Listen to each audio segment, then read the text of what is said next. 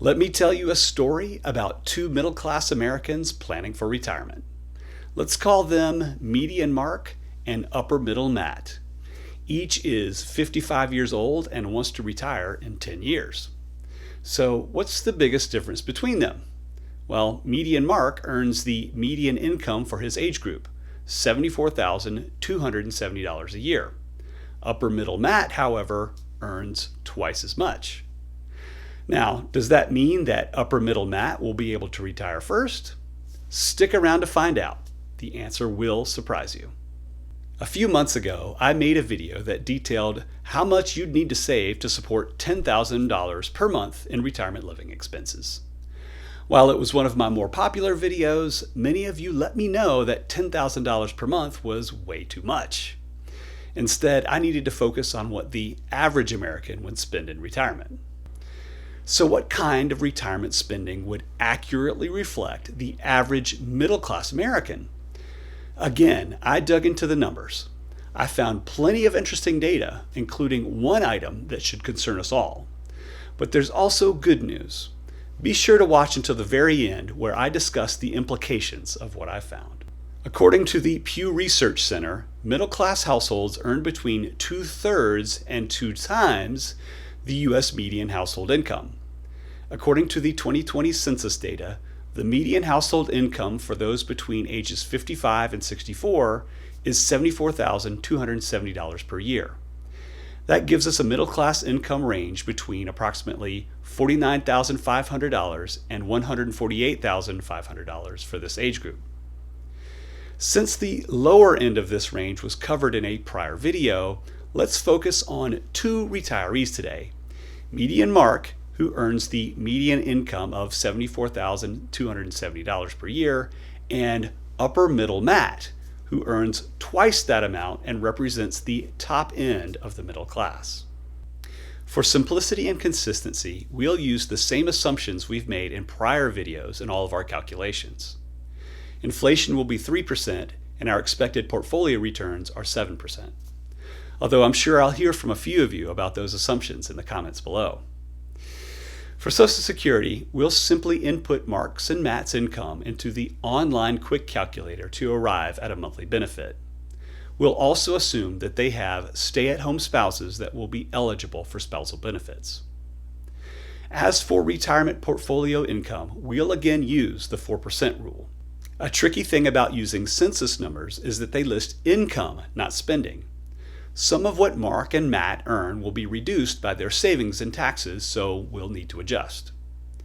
For each of our middle-class retirees, we will assume that they save 5% of their gross income into a tax-deferred retirement account and 10% into an after-tax savings account. After we calculate and pay taxes, we'll assume that they spend what's left. That leaves $4,834 per month in spending for Median Mark, and $9,103 in monthly expenses for Upper Middle Matt. Interestingly, Upper Middle Matt is creeping awfully close to the $10,000 per month mark. To determine what Mark and Matt will need to save each month for retirement, we'll need to understand where they're starting. According to the data, the median savings for someone in the 55 to 64 age group looks something like this.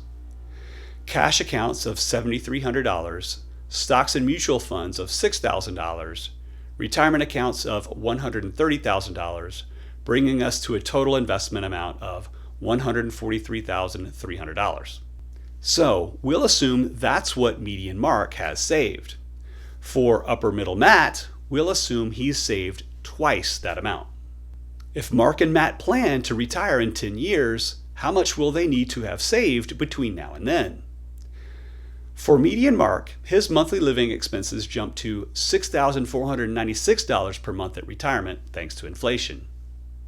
Thankfully, Social Security benefits do increase annually with a cost of living adjustment. For simplicity, we will assume that Social Security payments increase at the rate of inflation as well. That still leaves a shortfall of $2,588 per month that Mark's investments will need to provide him.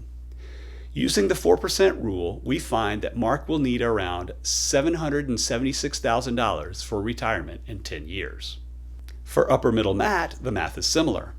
His $9,103 per month in spending jumps to $12,234 in 10 years thanks to inflation.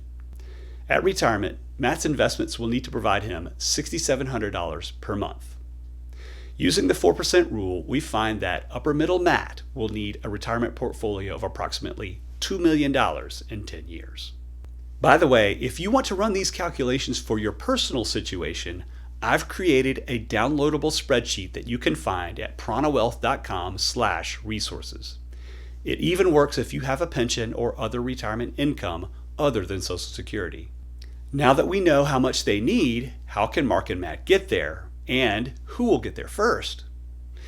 Based upon the census data, we know that median Mark has around $143,000 saved. Assuming he earns an average of 7% on his investments, Mark will need to start saving a whopping $2,856 per month to meet his retirement spending goal. Think about that.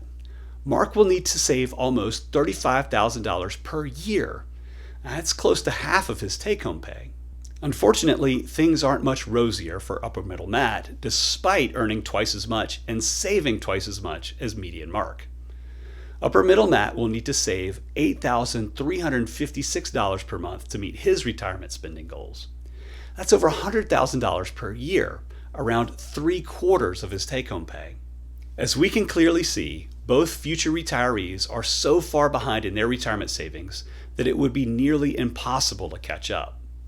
If you thought that either one of them was going to be able to make it to retirement at 65, you were wrong. I told you that the answer might surprise you. Digging into the census data and the Bureau of Labor Statistics data that I've used in prior videos, it's easy to see that people are doing their best to save. They do tend to be cash flow positive. However, the amount they're saving isn't enough to support the same levels of spending that they enjoy before retiring. If upper middle Matt chooses to live the same lifestyle as median Mark, he will eventually have plenty of money to fund the retirement that he wants. Of course, the flip side for him is to be forced into a more austere retirement simply because the resources aren't there to support anything more. Now for the good news.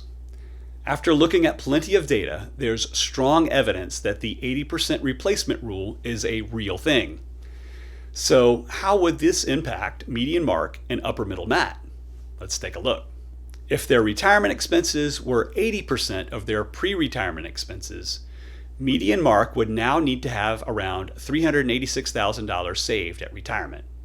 For upper middle Matt, his portfolio need would drop to $1.28 million. From there, median Mark would need to save $604 per month until retirement, well below his current savings rate.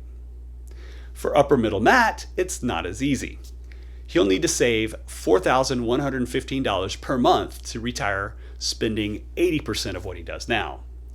To make things work, he'll need to start reducing his living expenses now and start saving more, but it can be done.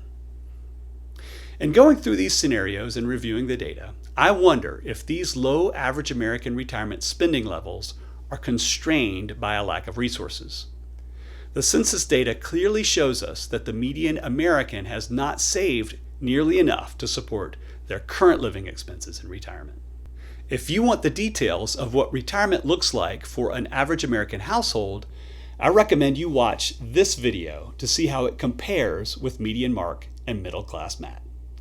Thanks for watching, and I'll see you in the next video.